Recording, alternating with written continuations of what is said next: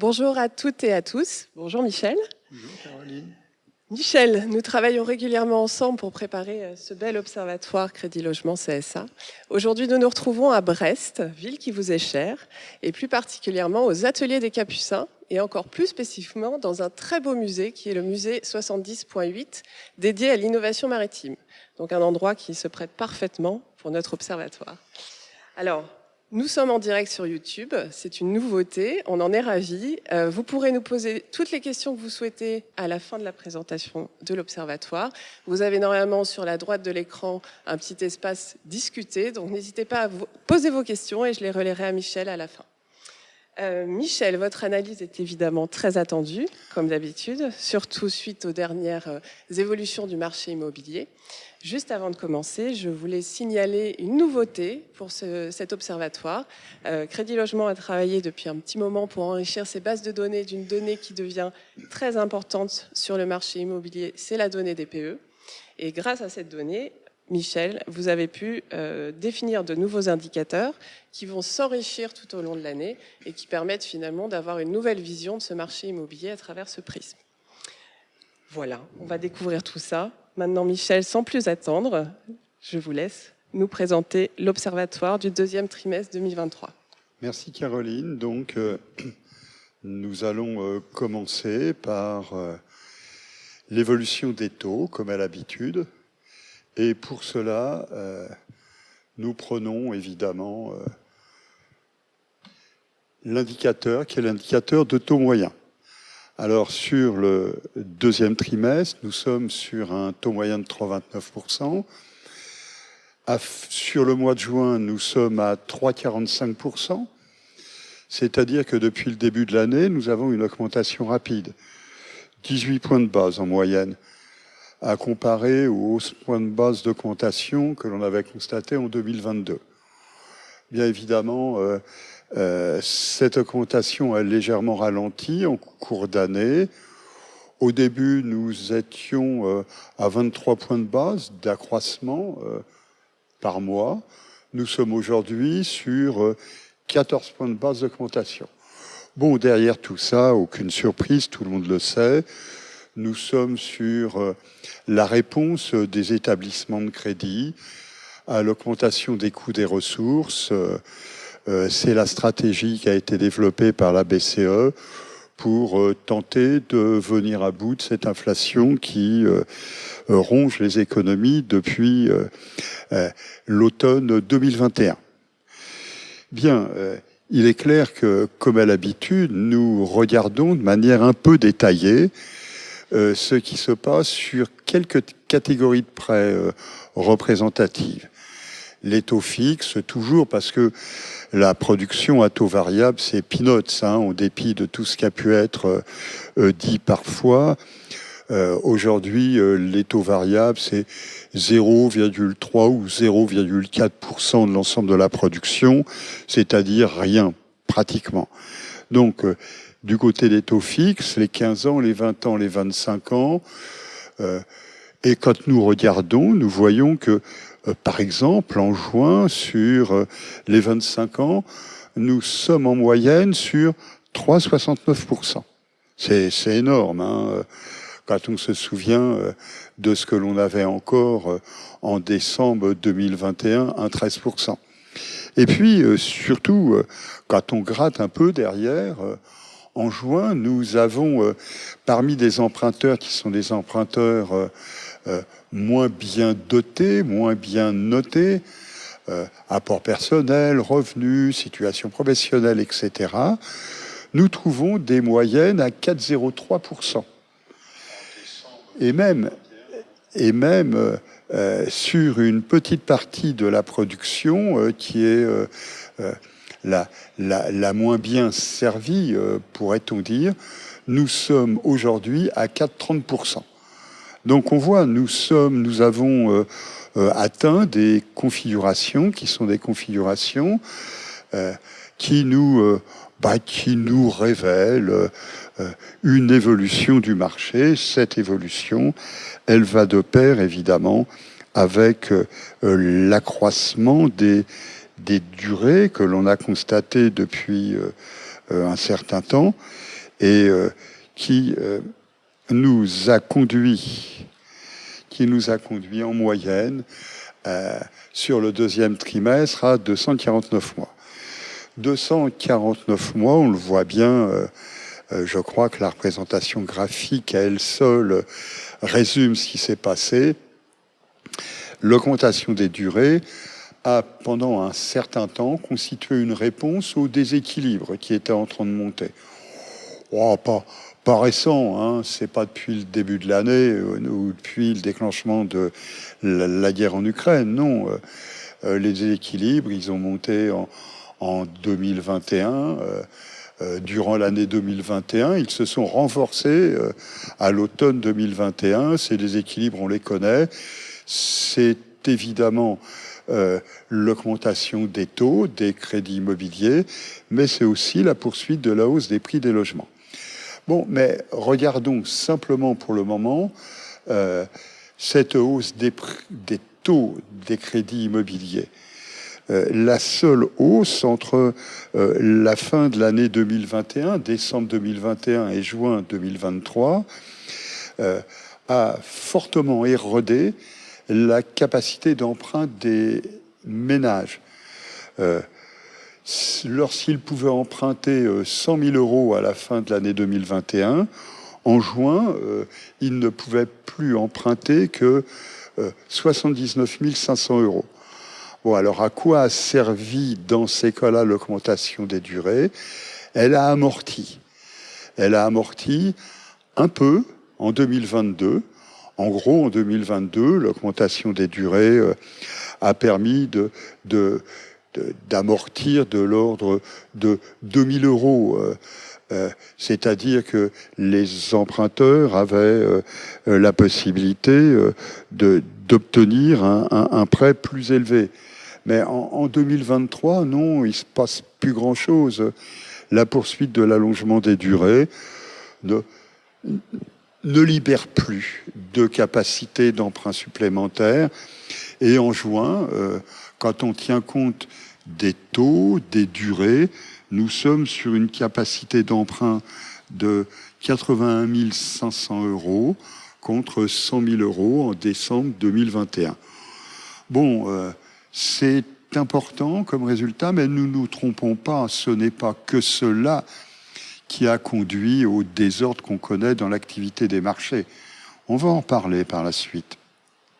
Bon, maintenant, quand on regarde l'augmentation des durées, on s'aperçoit qu'elle a largement bénéficié, si on peut dire, à des catégories d'emprunts. La part dans la production des prêts à plus de 20 ans est passée, quand on prend par exemple en 2021, elle est passée de 56% à 67% en juin dernier.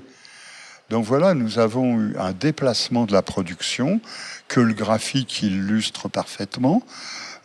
La petite courbe en vert, pomme, nous montre bien, c'est la part de la production entre 20 et 25 ans, nous montre bien le déplacement de la production.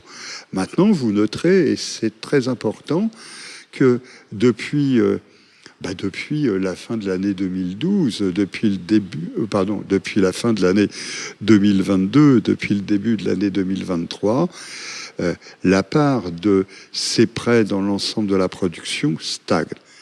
Il n'y a plus d'accroissement de la durée moyenne, il n'y a plus de déplacement de la production. Nous sommes arrivés sans aucun doute sur la limite, qui est la limite d'amortissement des désordres, hausse des taux, hausse des prix, par l'usage de durées plus longues. Bon, maintenant, évidemment, quand on regarde ce qui s'est passé, et on le répète à chaque fois, je crois que c'est important, même si pour beaucoup ça a été mal interprété, on va y revenir par la suite, quand on regarde, ce sont les jeunes emprunteurs, les moins de 35 ans, qui ont le plus largement bénéficié de cet allongement des durées. À la fin de l'année 2019, avant la décision du HCSF de resserrer l'accès au crédit, les moins de 35 ans empruntaient sur des durées de 20 à 25 ans pour un peu plus de 58% d'entre eux. Ils sont 20 points de plus au deuxième trimestre 2023, un peu plus de 78% des jeunes de moins de 35 ans. Bon, ce déplacement que l'on observe au niveau de l'ensemble de la production, on le voit aussi et surtout sur les jeunes emprunteurs ou sur les emprunteurs qui sont les emprunteurs qui alimentent traditionnellement les flux, par exemple, de l'accession à la propriété. L'accession à la propriété, c'est entre 35 et 45 ans. Et on voit bien que ces catégories d'emprunteurs ont aussi, depuis 2019, vu la part des prêts compris entre 20 et 25 ans s'accroître de 20 points. Pour ces 35-45 ans, il y en avait un peu plus de 50% qui empruntaient sur 20 à 25 ans en 2019. Ils sont 70% au deuxième trimestre 2023. Et puis, quand on se déplace dans les tranches d'âge, on s'aperçoit que cet impact d'allongement de durée, cet impact de la modification de la structure de la production s'atténue progressivement. Par exemple, et ça ne surprendra personne, sur les 55-65 ans, l'allongement n'a pratiquement pas modifié le poids des durées les plus longues. Voilà, donc taux, durée, c'est une chose, mais on le sait que pour emprunter, il faut plus que cela. Il faut de l'apport personnel, il faut des revenus. Et puis, les emprunteurs se trouvent confrontés à l'évolution des coûts des opérations. Alors, tout d'abord, au niveau des revenus. Alors, la caractéristique de ces 2 dernières années, 2022-2023, c'est une progression forte, beaucoup plus forte que par le passé, des revenus des nouveaux emprunteurs. Bon, 7% d'augmentation de leurs revenus sur un an sur le premier semestre 2023. Bon, c'est énorme, hein, c'est clair, mais cela nous renvoie évidemment à l'ajustement de l'évolution des revenus en fonction du rythme de l'inflation. Bon, mais dans le même temps, c'est clair, les coûts des opérations ont commencé à piquer du nez. Alors, faisons bien attention qu'il n'y a pas de mauvaises interprétations dans tout cela. Le coût moyen de l'opération, c'est pas l'indice de prix, c'est le montant qui est le montant qui est engagé par l'emprunteur pour réaliser son opération d'achat immobilier. Et donc, ça dépend du prix au mètre carré, bien sûr, mais ça dépend aussi de la localisation. Ça dépend de la qualité du bien. Et on va voir que tout ça, ça dépend de la surface aussi. Et on va voir que tout cela, par la suite, a joué dans le sens de quoi ? Dans le sens d'une dépense, qui est une dépense moindre aujourd'hui que celle qui pouvait être engagée encore en 2021 ou en 2022. Et puis, reste le dernier indicateur, qui est un indicateur important, dont on avait parlé pendant un certain nombre d'années, l'évolution de l'apport personnel. L'évolution a été prodigieusement rapide en 2020, 2021, 2022, des augmentations à plus de 2 chiffres. Hein. Et puis, depuis le début de l'année 2023, c'est la pause. Alors, ça ne signifie pas que maintenant, les nouveaux emprunteurs peuvent beaucoup plus facilement réaliser leurs projets parce qu'ils ont moins besoin d'apport personnel. Non, ça signifie qu'ils ont face à eux un apport personnel moyen qui, depuis le 2019, a augmenté de près de 50%, que les limites à la capacité d'augmentation de cet apport personnel sont probablement atteintes, que le déplacement des clientèles est probablement maintenant bien écrit, pratiquement terminé, et qu'à partir de là, nous avons des réserves d'augmentation de l'apport personnel limitées. Ce qui permet de comprendre aussi pourquoi nous avons depuis quelque temps des évolutions, des dégradations encore plus rapides de l'activité des marchés immobiliers. Bon, l'un dans l'autre, nous résumons tout cela avec l'indicateur de solvabilité de la demande. On va y aller rapidement, sauf pour faire remarquer un petit quelque chose qui est tout de même intéressant. Nous voyons que cet indicateur, finalement, remonte doucement depuis un an. Nous avons une augmentation qui déjà avait commencé à s'effriter un peu, et puis depuis quelques mois, nous avons une légère remontée. Bon, ça signifie quoi? Ça signifie que nous avons un double mouvement. Le double mouvement, c'est tout d'abord l'augmentation rapide des revenus, dont on a parlé, et puis c'est le recul des coûts des opérations. Donc ça signifie que ce qu'on appelle le coût relatif, le rapport entre le coût de l'opération et le revenu des emprunteurs, se réduit. Et il se réduit de manière, on va dire, phénoménale. Souvenons-nous qu'au deuxième trimestre 2022, le coût relatif était de 4,8 années de revenus pour l'ensemble du marché. Il est aujourd'hui de 4,2 années de revenus. Oh, un effondrement. Si je voulais prendre une mauvaise illustration, je dirais cela doit faire plaisir à tous ceux qui veulent que les prix baissent de 10% au moins pour relancer le marché, puisque le coût relatif, il a baissé finalement en un an de 12,5%. Et pour autant, ça n'a pas relancé le marché. Le marché se transforme, et ce qu'il y a derrière cette évolution, c'est simplement l'expression d'un profond malaise sur le marché des crédits immobiliers aux particuliers et sur les marchés immobiliers, les marchés de l'immobilier résidentiel aussi. Ce que l'on résume finalement avec l'évolution de la production de crédit. Voilà. Soyons clairs, au deuxième trimestre, ça va pas très très bien, que ce soit la production ou le nombre de prêts. La baisse, c'est de plus de 50% au glissement annuel.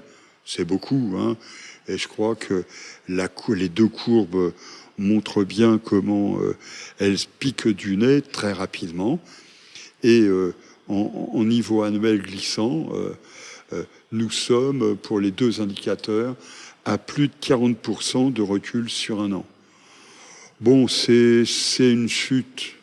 C'est pas un effritement, c'est pas un assainissement, ce n'est pas un atterrissage comme on l'entend parfois auprès de certaines institutions. Non, c'est une chute, c'est un effondrement qui se répercute sur les marchés immobiliers.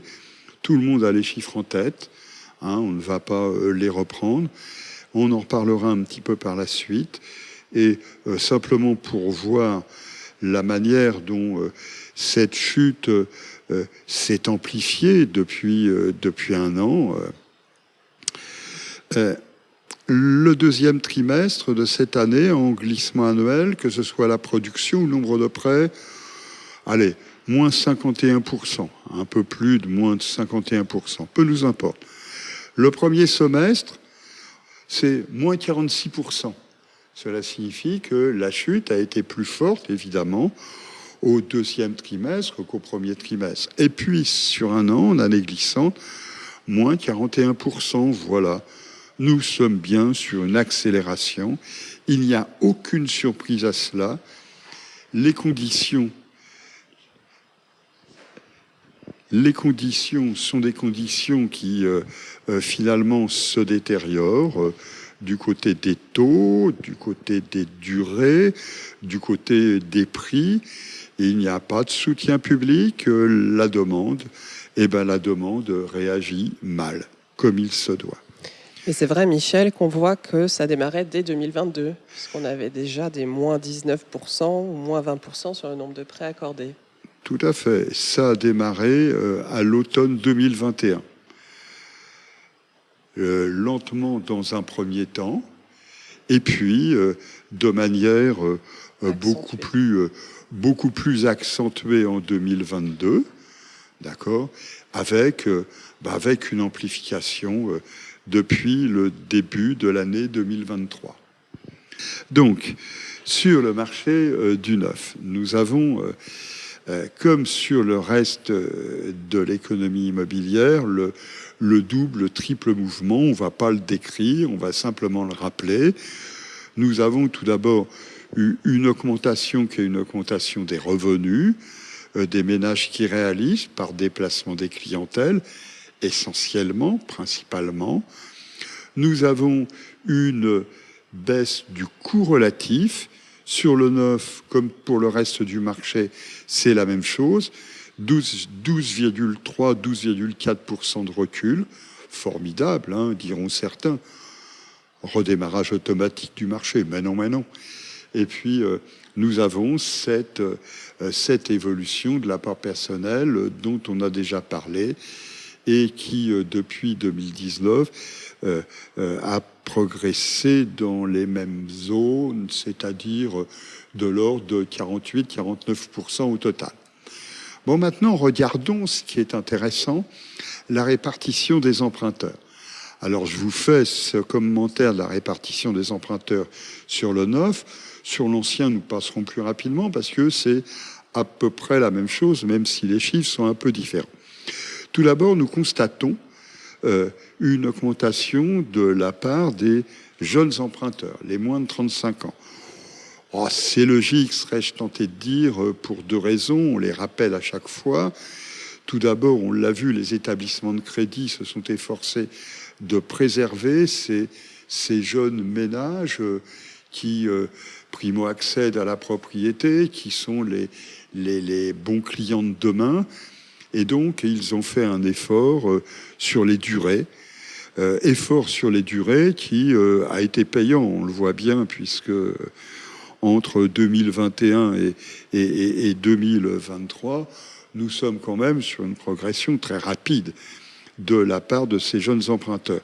Mais au détriment des emprunteurs plus avancés dans l'âge, les 45 ans et plus. Et puis, nous voyons aussi que le résultat est à peu près comparable lorsqu'on regarde les moins de 3 SMIC. Donc, les emprunteurs, on ne va pas dire les plus modestes, les moins aisés. Et puis, avec une augmentation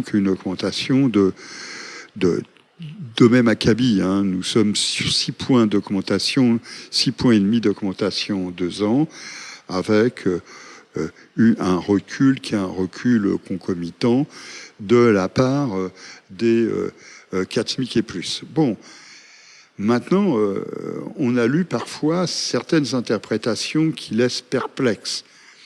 Ce n'est pas parce que la part des moins de 35 ans a cru aussi fortement qu'on peut en tirer la conclusion que finalement, certaines décisions prises par les autorités monétaires ont été sans impact sur le marché.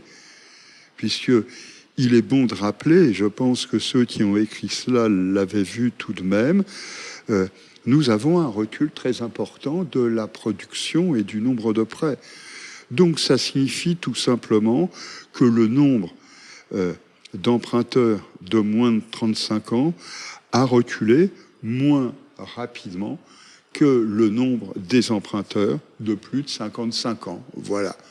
Mais ça ne signifie pas que finalement des décisions prises par les autorités monétaires ont été sans impact sur l'équilibre global du marché. Mais c'est vrai que ça peut paraître un peu contre-intuitif, surtout par rapport au fait que les plus jeunes, les moins aisés, ont justement peut-être une difficulté plus importante pour accéder au crédit. Donc il peut y avoir des mauvaises interprétations. Donc c'est important de le rappeler. C'est surtout l'expression aussi du fait que, comme cela avait été le cas pendant une douzaine d'années, les établissements de crédit sont efforcés et continuent à soutenir à bout de bras les marchés immobiliers. Il est clair que sans ce soutien, qui est quand même très actif, nous aurions eu des reculs d'activité encore beaucoup plus marqués que ceux que l'on constate aujourd'hui. Et qui sont tout de même, on va le revoir par la suite, des reculs d'une ampleur qui laisse quand même interrogatif face à l'immobilisme des pouvoirs publics. Et puis, alors maintenant, l'activité du marché des crédits immobiliers au neuf, c'est vrai, du neuf comme de l'ensemble de la production, nous avons un deuxième trimestre avec un recul de 49%, production, nombre de prêts. Nous avons en année glissante moins 40%, c'est-à-dire que nous sommes aussi sur des effondrements de marché qui se lient, au sens de lire du terme, qui se lient aussi bien dans le secteur de la promotion immobilière, dont la plupart parlent, mais aussi dans le secteur de la construction de maisons individuelles, qui s'est effondré, non pas depuis 3 mois ou 4 mois, mais depuis le début de l'année 2022. Comme sur l'ensemble de la production, nous voyons bien que nous avons une accélération tout au long de l'année de cette chute d'activité. Voilà. Alors, si on regarde sur le marché de l'ancien, nous voyons à peu près la même chose, soyons clairs. Alors, tout d'abord, regardons les quelques indicateurs, qui sont les quelques indicateurs qu'on a l'habitude de suivre. Les durées moyennes, les taux moyens, tout ça. Les augmentations que l'on note vont dans le même sens que ce que l'on a vu pour l'ensemble du marché. Une différence, en revanche, c'est que le taux d'apport personnel apparent, c'est l'indicateur qui est l'indicateur, le complément à 100 du ratio LTV. D'accord ? Il n'augmente pratiquement plus depuis 1 an. Ça signifie quoi ? Ça signifie que la hausse avait été tellement vive à la fin de l'année 2021 et en 2022 que depuis, c'est la stabilisation qui semble prévaloir. Heureusement, parce que vu les chutes d'activité que l'on constate, il aurait pu rester grand-chose sur le marché de l'ancien. Maintenant, en dehors de cela, nous retrouvons exactement la même évolution dans les clientèles, des emprunteurs jeunes, plus nombreux, des emprunteurs modestes, plus nombreux. Il n'y a aucune surprise là-dedans. L'interprétation est la même que précédemment. Et là aussi, il faut veiller à ne pas se tromper dans l'interprétation. Ce n'est pas parce que les jeunes n'ont pas été touchés par la chute de la production de crédit, ce n'est pas parce que les ménages modestes n'ont pas été touchés par le recul de la production de crédit, c'est tout simplement que les effectifs correspondants ont reculé moins fortement que les effectifs des autres catégories de ménages, c'est tout. évidemment, sur le marché de l'ancien, nous allons trouver les mêmes évolutions que celles que l'on a notées précédemment. Un deuxième trimestre à moins 50%, pour la production, voire pour le nombre de prêts. Et puis en année glissante, nous sommes à moins 39% l'un dans l'autre sur production et nombre de prêts. Voilà, donc nous n'avons pas ici d'évolution différente de celle que l'on constate sur le neuf ou pour l'ensemble du marché. Voilà donc pour la partie qui est la partie traditionnelle, habituelle concernant les conditions de crédit. Et puis nous avons, comme nous le faisons à chaque fois, ce coup de projecteur rapide sur l'évolution des capacités des ménages à acheter. Alors tout d'abord, rappelons, parce que ça ne peut pas faire de mal, que les évolutions qui sont intervenues au cours des 10 dernières années avaient permis une amélioration très forte de cette capacité à acheter sur un grand nombre de grandes villes. Ici, on prend les villes de plus de 100 000 habitants. Nous avons des évolutions France entière entre 2012 et 2023, plus 10,8 mètres carrés. Ça ne signifie pas que les ménages ont acheté plus 10,8 mètres carrés. Ça signifie que les conditions de crédit, les évolutions des prix, etc., ont libéré une capacité d'achat qui peut être prodigieusement rapide. Par exemple, Toulon-Perpignan, où en 11 ans, nous avons plus de 20 mètres carrés d'augmentation de la surface achetable.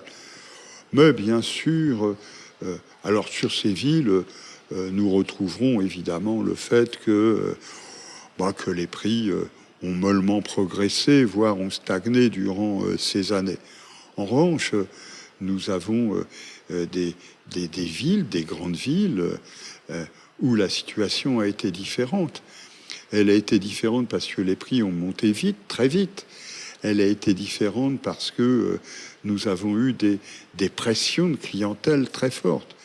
Alors tiens, Caroline, vous me le demandiez lors de notre préparation et sur Brest. Oui, puisque nous sommes là. Ah bah oui, puisqu'on y est, autant en parler.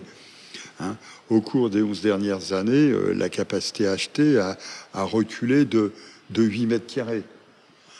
C'est pas étonnant, parce que quand on regarde l'évolution des prix, soyons clairs, les prix des appartements, les prix au mètre carré des appartements ont progressé depuis plus de 5 ans, plus de 4 ans, près de 5 ans, à 10% en moyenne.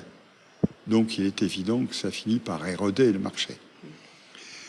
Bon, maintenant, cette évolution qu'on a constatée est une évolution qui a marqué le pas depuis 1 an et demi. Puisque l'augmentation des taux, l'effet qui est l'effet finalement de moindre capacité d'absorption des équilibres par l'accroissement des durées, tout ça a eu comme effet de provoquer finalement un retournement de l'indicateur.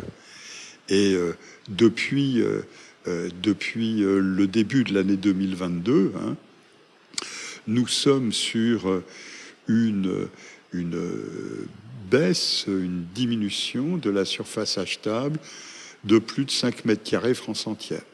5,4 mètres carrés de façon plus précise. Bon, ce n'est pas surprenant, le contraire aurait été étonnant. Et d'ailleurs, quand on regarde, on n'a pratiquement aucune ville qui, au cours de l'année écoulée, soit restée à l'abri, à l'écart de cela. Ici, nous mettons les principales, etc. Et nous reprenons, comme on le fait habituellement, toutes les villes de plus de 100 000 habitants. Nous voyons que finalement, dans la quasi-totalité, le recul de la surface achetable est là, avec des baisses qui sont très rapides sur un an. Par exemple, Annecy qui connaît des hausses très rapides de prix. Annecy, en plus, qui a vu des déplacements de clientèle avec des acheteurs venus d'ailleurs qui avaient passé la frontière. Et cela a eu comme conséquence de réduire les capacités des ménages résidents à acquérir des logements sans problème. Nous l'avons vu à peu près partout. Sur Brest, moins 6 mètres carrés. Hein. Bon, c'est moins, mais c'est dans la moyenne nationale, soyons clairs. Brest est d'ailleurs dans la moyenne nationale quand on regarde sur longue période ou sur une situation plus récente. Bon, et puis ville par ville, on pourrait commenter, chacun se fera sa petite idée. Les commentaires qui viennent en appui de cette présentation permettront aux uns et aux autres de s'y retrouver. Voilà, alors maintenant on va passer sur les parties conclusives que tout le monde aime bien. Tout à fait. Voilà. Qui sont attendues. Oui, enfin attendues, n'exagérons rien. Qui sont scrutées. Alors, il est clair que quand on regarde ce qui s'est passé depuis le début de l'année, au mois de juin, nous sommes certes sur un ralentissement du rythme de l'inflation, mais nous avons finalement d'un côté la BCE qui persévère dans sa stratégie de lutte contre l'inflation et donc qui a porté à compter du 21 juin son principal taux de refinancement à 4%, qui va l'augmenter bientôt, dit-on, pour le porter, on va voir, probablement à 4,50 d'ici la fin de l'année. Bon, et puis nous avons dans la foulée des évolutions des taux que l'on a eu l'occasion d'aborder. Nous avons le taux d'usure. Et ce taux d'usure, qui a été porté à 5,09% pour les prêts à plus de 20 ans à compter du 1er juillet, avec une augmentation qui va se poursuivre, bien sûr, durant l'été. Bon. Et puis, alors maintenant, à mi-juillet, le taux des crédits, pour 3,45% en juin, nous sommes à 3,55%. À mi-juillet, ça signifie que nous allons finir le mois de juillet à 3,60%. Voilà. Pour des durées qui sont des durées qui n'augmentent plus. Et au-delà du mois de juillet, pour regarder au-delà du mois de juillet, pour essayer de comprendre ce qui pourrait advenir du reste de l'année, eh bien, voyons ce que les grandes prévisions qui sont présentées par la plupart des établissements bancaires nous permettent de voir. Bon, tout le monde est d'accord pour dire que l'inflation va continuer à ralentir. Elle va continuer à ralentir vers 2,4% en 2024. Ça tombe bien, hein, 2,4% en 2024. Et puis probablement 2% en 2025. Tout le monde est à peu près en ligne là-dessus. S'il ne se passe rien d'ici là, bien sûr. Et les années écoulées ont montré que l'aléa était quand même omniprésent. Tous les instituts sont d'accord pour dire que le risque de récession est écarté, mais ne nous réjouissons pas trop. En dehors de la Banque de France, qui fait toujours preuve d'un optimisme peu partagé par les autres, la production en 2023 et en 2024 réussira à péniblement progresser de quelques dixièmes de points de base. Ce qui a comme conséquence que le taux de chômage va remonter. Il ne va pas se réduire comme cela était espéré parfois. Il va rester scotché à partir de 2024, nous disent les grands scénarios macroéconomiques, autour de 8%. Et le pouvoir d'achat des ménages dans tout cela, pour en finir avec le cadre macroéconomique, le pouvoir d'achat des ménages, il va au mieux légèrement reculer en 2024, assez fortement reculer en 2023 et commencer à retrouver un peu de couleur en 2025.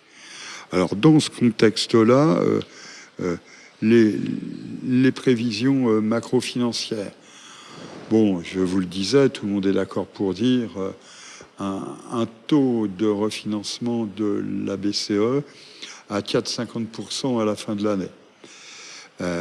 Des taux d'OAT qui sont des taux d'OAT qui vont rester en 2023 et sur une partie de 2024 à des niveaux élevés. Donc la prévision que l'on présentait en avril dernier, nous la maintenons. 170 points de base d'augmentation du taux moyen des crédits immobiliers en 2023. Cela signifie que là où nous avons au deuxième trimestre 3,29%, 3,45% en juin, nous finissons l'année avec un taux moyen qui sera compris entre 4% et 4,25%. Voilà, ça fait quand même une belle remontée. Est-ce qu'on peut escompter une décrue en 2024 ? Oui, si les scénarios macroéconomiques qui sont présentés se concrétisent, oui, bien sûr. Nous reculerons pas au premier trimestre 2024, mais à partir de l'été, nous reculerons pour finir l'année finalement avec un taux moyen en 2024 de 3,10%. Donc ce sera un recul lent. Très lent. Par rapport à la montée rapide. Très lent. Et une montée qui a été d'une rapidité qu'on n'avait pas connue depuis 50 ans, soyons clairs. Ouais. Vous me demandiez tout à l'heure, je vous disais, une telle hausse, on ne l'avait pas connue depuis le premier choc pétrolier. Bon, c'est 50 ans. C'est quand même quelque chose qui mérite d'être souligné. Alors bien sûr, ça signifie que la production va bien sûr s'établir à un niveau, on estime 150 milliards d'euros, probablement au mieux en 2023. On est revenu à une situation qu'on connaissait en 2015. Alors voyons tout de même ce que ça signifie. Entre 2021 et 2023, on perd 50 milliards d'euros de production sur un an. Qu'est-ce que ça signifie? Qu'est-ce que ça nous dit? Ça nous dit simplement que, en moyenne, quand on prend l'endettement, qui est l'endettement que l'on peut observer, 9 anciens travaux confondus. Toute opération immobilière mélangée, accession, investissement locatif, résidence secondaire. Nous sommes en moyenne sur un endettement qui est d'à peu près 160 000 euros. Ça signifie donc qu'en 2 ans, nous avons perdu plus de 320 à 330 000 opérations immobilières. Dans le neuf, bien sûr, dans l'ancien aussi. Et sur le marché des travaux, parce que ne rêvons pas, le marché des travaux, en dépit de ce qui peut se dire parfois, ne va pas très fort. Voilà. Donc, vous allez me dire, mais c'est un peu exagéré, 320 000. Je dirais, oui, peut-être, sans aucun doute. C'est d'ailleurs la raison pour laquelle nous pouvons regarder ce que la Banque de France nous dit. C'est simple. Nous constatons un effondrement subi de la production, mesurée par l'indicateur de la Banque de France, en un an, une chute de plus de 60 milliards. En année glissante. Alors 60 milliards, si je refais le petit calcul, vous voyez, vous êtes sur une perte d'activité de 350 à 360 000 opérations immobilières. Je crois que tout le monde est à peu près d'accord. Dire dans ces cas-là, comme on l'entend parfois de la part de certains décideurs, que finalement il ne s'agit que d'un assainissement, mais quel assainissement! Voilà, quel assainissement! Entre 320 et 350 000 opérations perdues en 2 ans. C'est beaucoup tout de même. Bon, alors nous allons terminer sur cette petite note. Pour autant, Michel, bien sûr, je me permets. Ben, évidemment. On voit qu'on retrouve un niveau équivalent à celui de 2015 à peu près. Oui. Et 2015, c'était finalement le début de belles années pour le marché de l'immobilier. Oui. Est-ce que vous croyez qu'on peut espérer un redémarrage un peu similaire ? Souvenons-nous tout de même 2015. 2015, c'est l'année qui fait suite à 3 années de descente aux enfers. 2012, 2013, 2014. Puis une éclaircie durant l'été 2014 avec le changement de Premier ministre. Et une stratégie qui était une stratégie de relance des marchés immobiliers. Donc nous avons eu durant l'été 2014 des dispositions publiques. Il y en a un qui est supprimé, le Pinel, d'accord. Il y en a un autre qui avait été formidablement musclé, le prêt à taux zéro. Si je ne prends que le 9, voilà. Donc tout cela n'existe pas. Il n'y a pas de soutien public.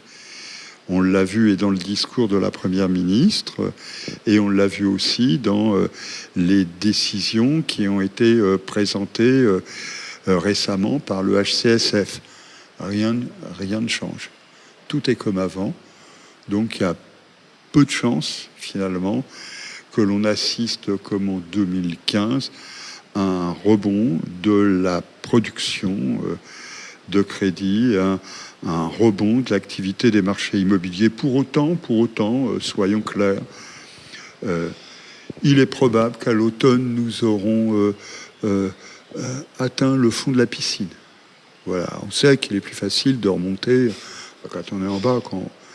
Bon, ça signifie aussi, quand on regarde, que la profitabilité de la production nouvelle ne se dégrade plus depuis quelques mois. Ouais. Ça signifie donc que certains établissements, je ne dis pas beaucoup, mais certains établissements vont progressivement relâcher la contrainte qui leur était imposée par les décisions des autorités monétaires. Pas qu'ils vont contourner les obligations qui leur sont faites, mais ça signifie que ils sont capacité d'avoir absorbé les remontées, par exemple, des taux de refinancement de la BCE. Donc ça signifie qu'ils pourraient plus facilement accroître le niveau de leur production. Là encore, ça ne signifie pas que nous allons avoir un formidable rebond. Ça signifie tout simplement que dans un premier temps, ça ne baissera plus. Et qu'à partir du printemps 2024, de l'été 2024, nous pourrions voir un redémarrage lent de la production de crédit et donc entraînant dans son sillage l'activité des marchés immobiliers. Mais la lenteur sera de rigueur, comme on dit. Très bien, merci Michel. Donc finissons-en avec cette question que vous présentiez, Caroline, dans votre propos introductif. L'Observatoire s'enrichit d'une analyse des caractéristiques des étiquettes énergétiques des logements acquis par les ménages. En gros, soyons clairs, bon an, mal an, Nous avons, depuis 2015, pourquoi 2015? Parce qu'il fallait commencer et que nous avons considéré que c'était à partir de là que nous avions une visibilité suffisante. Depuis 2015, nous avons, bon an, mal an, pu analyser 150 000 opérations immobilières chaque année. Ce qui représente un bel échantillon, puisque si on prend le calibrage du marché qui nous est proposé chaque année par l'Observatoire du financement du logement de l'Institut CSA, l'échantillon que nous avons analysé ici correspond à peu près à 15% de l'ensemble des achats à crédit des particuliers, des achats immobiliers à crédit des particuliers. Donc, pour voir ce que cela représente, je vous ai mis dans ce bel histogramme à jolie couleur, tout d'abord, la répartition des étiquettes énergétiques du parc de résidence principale. Donc, résidence principale occupée par leurs propriétaires.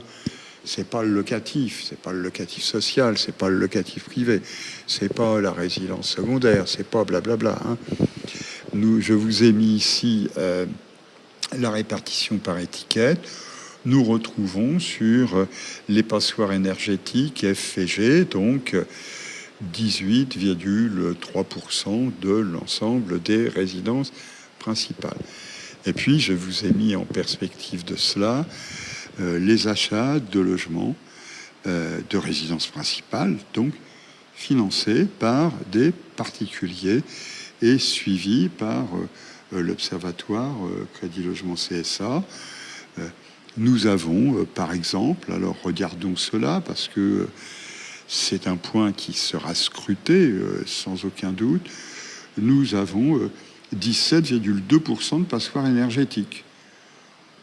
Voilà, donc nous avons des passoires énergétiques en proportion à peu près comparable, va-t-on dire, avec ce que l'on observe sur l'ensemble du parc de résidence principale. Bien sûr, je vous entends bien me dire, mais nous avons plus d'étiquettes E et moins d'étiquettes C et D, mais beaucoup plus d'étiquettes A et B. Je dirais oui, bien sûr, mais souvenons-nous que nous parlons ici des opérations, des nouvelles opérations qui sont financées. D'accord ?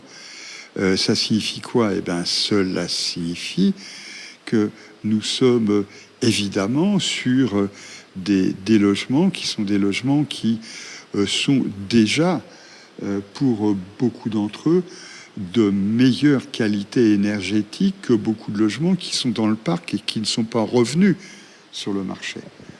Or, si on regarde les étiquettes, c'est pour voir le parc aussi, mais pour savoir ce qui se passe sur le marché. Puisque nous entendons beaucoup d'explications sur la valeur verte, l'effondrement des prix qui sera associé aux passoires, etc., etc. Donc, on cherche à regarder ça de manière plus détaillée. Pour aujourd'hui, nous allons nous contenter d'une ou deux représentations, reprenant simplement les caractéristiques sociodémographiques des emprunteurs.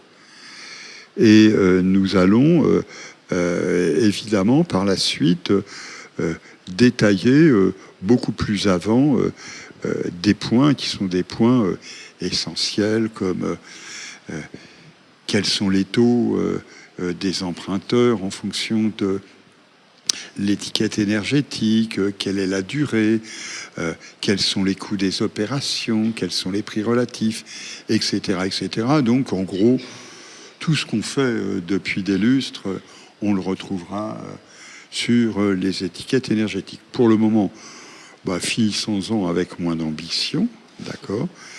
Regardons la répartition de notre échantillon 2015-2023 en fonction du niveau de revenu de l'emprunteur. Qu'est-ce qu'on voit ? on voit qu'à la différence de ce qu'on aurait pu attendre et de ce qui est souvent présenté comme une vérité absolue, ce ne sont pas forcément les ménages les plus modestes qui acquièrent massivement les passoires énergétiques. Voilà, si on prend les moins de 2 SMIC, étiquette F et G, ça représente 16,9% des opérations. Si on prend les 5 SMIC et plus, étiquette F et G, c'est 18,8%. Alors un petit paradoxe, puisque quand on regarde en gros moins de 2 SMIC jusqu'à 4 à 5 SMIC, en gros les passoires énergétiques sont représentées dans des proportions comparables. Alors pourquoi y aurait-il finalement plus de passoires énergétiques qui seraient acquises par les 5 SMIC et plus? Je vous le dis tout de suite, vous le verrez mieux dans les trimestres suivants, puisque ça on vous le présentera chaque trimestre. C'est tout simplement parce qu'ils sont en capacité financière suffisante pour réaliser les travaux. Et voilà. Et oui, mais c'est toujours pareil. La recommandation du HCSF a comme conséquence que si un pauvre, entre guillemets, achète une passoire, il ne pourra pas réaliser les travaux. Les établissements de crédit en sont bien conscients. Donc, ils conseillent, ils évitent, ils hésitent. Or, si c'est un ménage à revenu élevé, il pourra sans problème réaliser ses travaux. Voilà, et c'est ce qu'on lit ici. Alors, je vous le dis tout de suite, ne vous affolez pas. Nous avons évidemment regardé ce qui se passe avec le nouveau DPE. D'accord ? Puisque juillet 2021 à aujourd'hui, qu'est-ce qu'on voit ? Ça ne modifie pas fondamentalement cette photographie. Ça ne modifie pas fondamentalement cette représentation d'histogramme. Tout au plus voit-on qu'avec la nouvelle étiquette, le nouveau DPE, nous avons, quel que soit le niveau de revenu de l'emprunteur, une proportion de passoires de 1 point à 2 points supérieure à celle que l'on voit sur la période moyenne 2015-2023.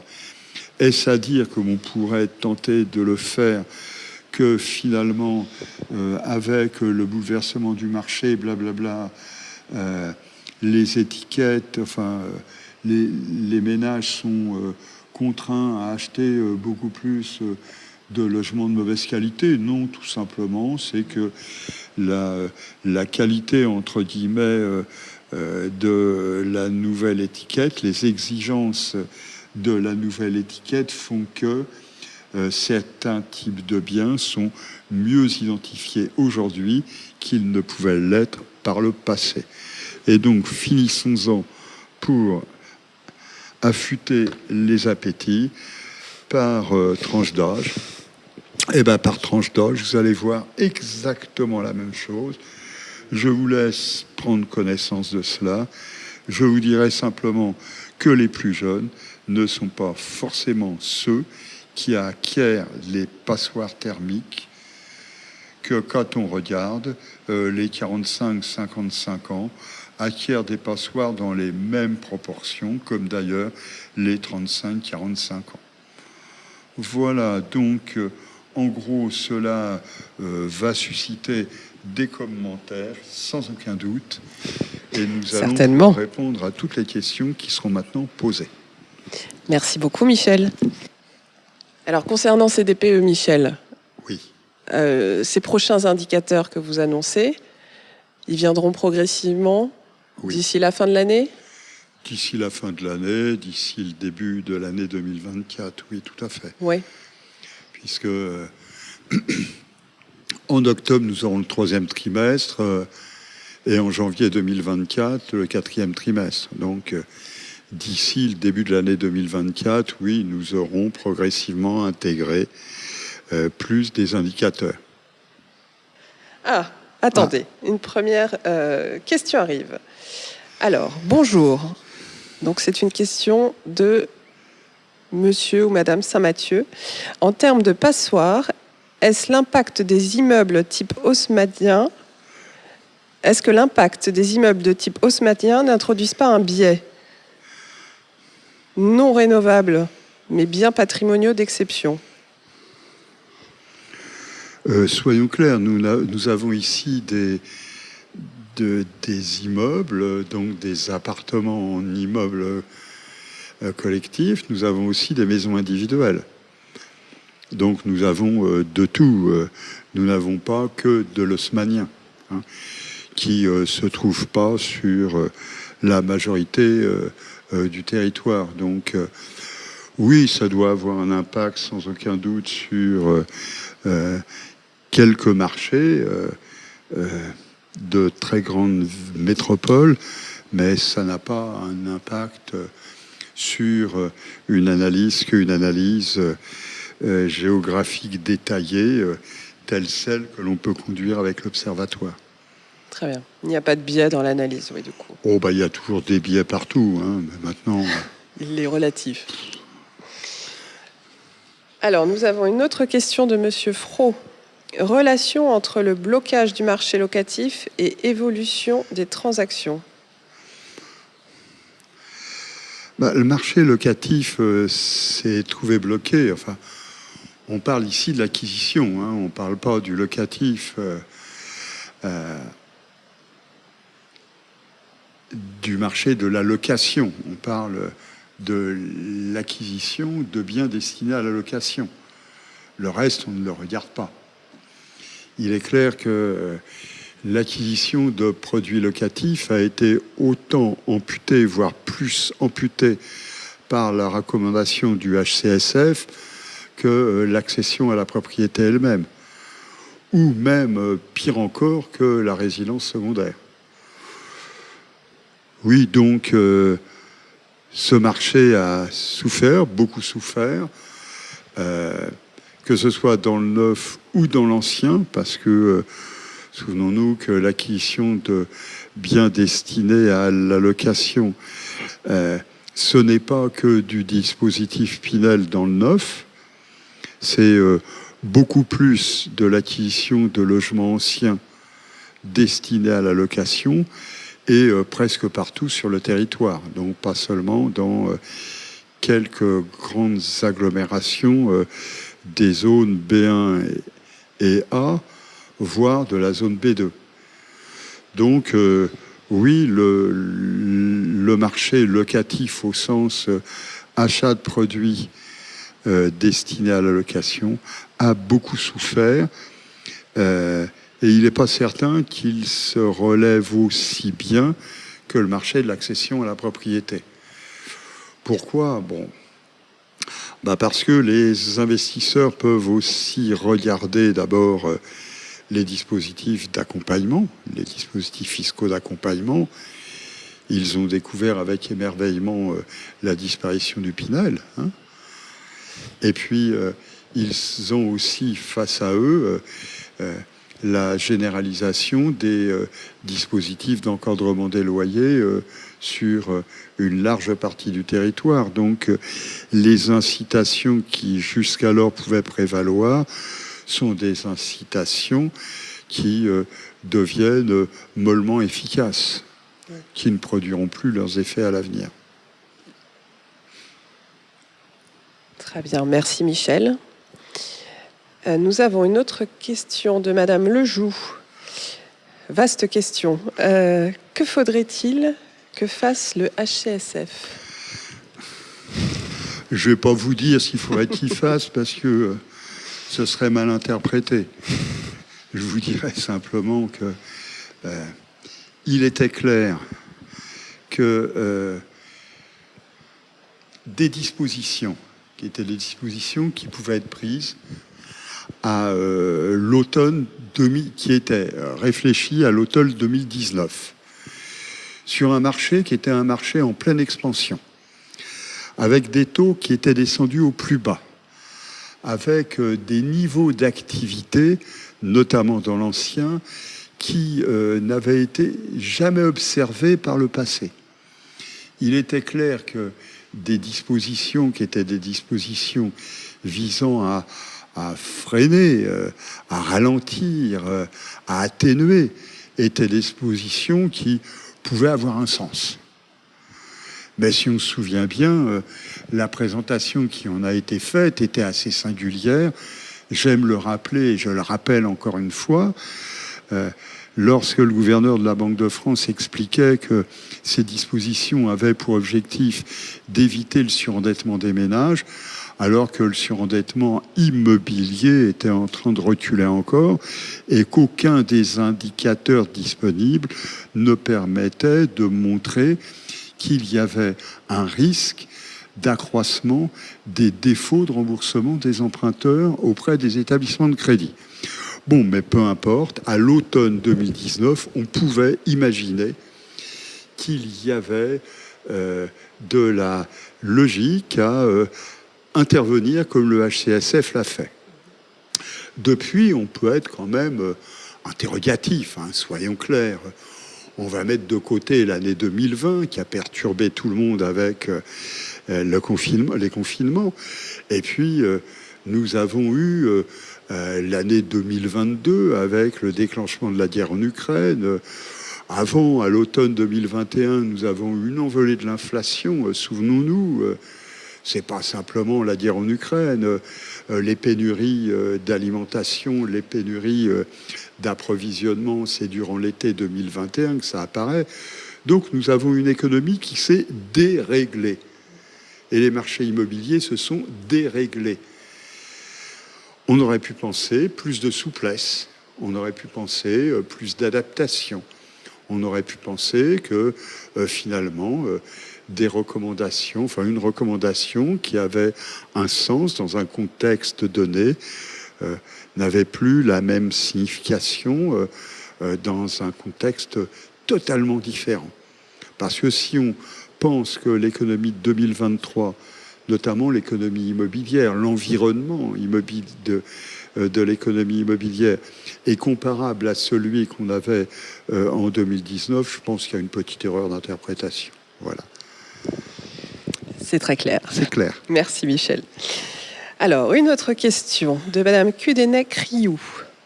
Alors, effondrement de la construction dans le neuf, plus éradication des passoires énergétiques, le marché locatif va-t-il encore se tarir ? Qu'est-ce qui pourrait le relancer ? Je pense que on voit que nous sommes dans une situation qui est une situation où aucun segment du marché, aucun compartiment n'est tenu à l'écart de l'effondrement. On pense locatif, bien sûr, on peut penser accession à la propriété, on peut penser résidence secondaire, on peut penser travaux, on peut, etc. Aucun compartiment n'est à l'écart de l'effondrement. Donc moi, serais-je tenté de dire, je penserais plutôt sur des dispositions universalistes, généralistes. Voilà. Peut-être peut-on regarder de manière différente le marché locatif sur certains territoires, en pensant que finalement il y a besoin de plus de locatifs pour plus de fluidité, plus de mobilité, etc. Mais voyons aussi, et c'est ce que tous les responsables d'entreprises disent, sur beaucoup de territoires, l'accession à la propriété, le blocage de l'accession à la propriété rend difficile, voire impossible, l'extension des activités économiques. Voilà, donc locatif, oui, comme le reste du marché, je dirais, nous avons une clé de lecture, nous avons un paramètre, nous avons un boulon, c'est celui qui a été serré très fort par le HCSF. Voilà. Regardons la recommandation qui reste serré du pour le HCSF et ne pensons pas que en grappillant un point de ci ou un point de là, ça relancera un marché qui est aujourd'hui dans la situation dans laquelle il se trouve, qu'il soit locatif ou en accession. Très bien, Michel. Une dernière question de Monsieur Farge. La mensualisation du taux d'usure semble s'avérer efficace. Faut-il redouter un retour au dispositif antérieur à compter de début 2024 ? Alors, l'efficacité du dispositif est une réalité s'il s'agit d'avoir facilité la remontée des taux des crédits. Donc, s'il s'agit d'avoir donné aux établissements la possibilité de mieux ajuster la tarification de leur production à l'environnement qui était l'environnement qui s'était créé progressivement sur les marchés financiers. C'est une réalité. Donc, c'est ce que je disais autrement. Nous avons bien vu qu'avec le durcissement de la politique monétaire de la BCE, nous avons eu une dégradation de la profitabilité des nouveaux engagements bancaires. Bon, la mensualisation du taux d'usure a été un des paramètres qui permettait d'améliorer la rapidité d'ajustement des taux. Ça a été salué en ce sens par tout le monde. Est-ce que pour autant, ça n'a eu que des effets bénéfiques ? C'est compliqué, parce que ce qui est bon pour un établissement de crédit n'est pas forcément bon pour un emprunteur. D'accord ? La hausse des taux, c'est tout de même, pour les emprunteurs, et on le disait tout à l'heure, une réduction qui a été une réduction marquée, sensible, de la capacité d'emprunt, alors même qu'il n'y a plus de dispositif public de soutien de la demande de crédit. Voilà, donc ce qui a été bon pour les uns ne l'a pas été forcément pour les autres. Le jeu à somme nulle n'a pas été forcément équilibré pour tout le monde. Bon, maintenant, qu'est-ce qui va se passer au début de l'année 2024 ? Les annonces qui ont été faites ont laissé entendre que la mensualisation serait terminée à partir du début de l'année 2024. Si les taux des crédits commencent à refluer,